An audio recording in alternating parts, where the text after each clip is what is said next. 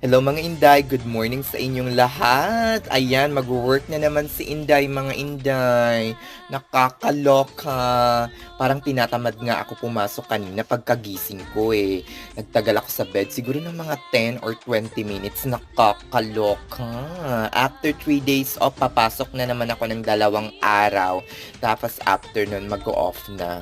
Hay, nakakatamad pumasok. Pero kung hindi naman tayo papasok, ano yung kakainin natin, 'di ba? So simulan na lang natin yung day ng pagiging grateful na at least meron pa tayong trabaho, meron tayong sasahurin after 2 weeks na naman, 'di ba? Nakakaloka. Ayan, no OT muna ngayon, but next month nagplat ako ng mga overtime. See you mga Inday! Be grateful always na meron kayong trabaho. Nasa Pinas man kayo, Saudi or sa Amerika. Bye!